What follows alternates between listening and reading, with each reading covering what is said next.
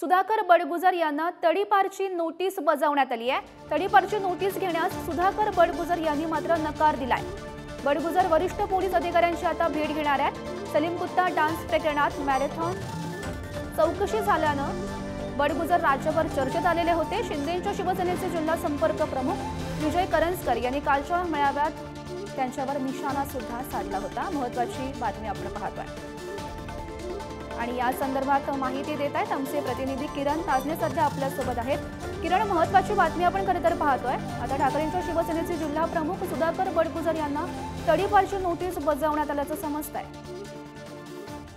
गौरी, आपल्याला माहिती आहे की मुंबई बॉम्बस्फोटामधील आरोपी असलेला सलीम कुत्ता ज्यावेळेला पॅरोलवर होता त्यावेळेला त्याच्यासोबत डान्स केल्या प्रकरणाचा व्हिडिओ व्हायरल झाला होता आणि त्या सगळ्या पार्श्वभूमीवर ठाकरेंच्या शिवसेनेचे जिल्हा प्रमुख सुधाकर बडगुजर हे त्यावेळेला महानगर प्रमुख होते आणि त्यांची मॅरेथॉन चौकशी क्राईम ब्रांच युनिट 1 ने केली होती आणि त्या सगळ्या पार्श्वभूमीवर ते संपूर्ण राज्यात चर्चेत आले होते। कालच्या दिवशी नाशिकमध्ये मुख्यमंत्री एकनाथ शिंदे होते, त्यांच्या उपस्थितीमध्ये पक्षप्रवेश आणि मेळावा देखील पार पडला आणि याच दरम्यान सुधाकर बडगुजर यांच्यावर देखील निशाणा साधण्यात आला होता।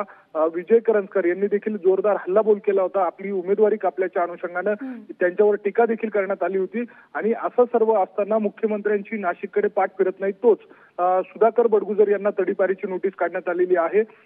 त्यांच्या निवासस्थानी जाऊन पोलीस कर्मचाऱ्यांनी त्यांना ही नोटीस देण्याचा प्रयत्न केला, मात्र त्यांनी ती स्वीकारली नाही।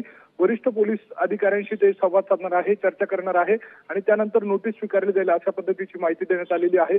एकूणच राजकीय वर्तुळामध्ये निवडणुकीच्या पार्श्वभूमीवर जोरदार आरोप प्रत्यारोप होत असताना अशा पद्धतीची नोटीस बजावल्यानं आता चर्चेचा विषय बनली आहे। गौरी, नक्कीच किरण, धन्यवाद दिलेल्या या माहितीसाठी। तर तडीपाराची नोटीस घेण्यास सुधाकर बडगुजर यांनी नकार दिल्याचं दिसतंय आणि बडगुजर वरिष्ठ पोलीस अधिकाऱ्यांची भेट सुद्धा घेणार आहे।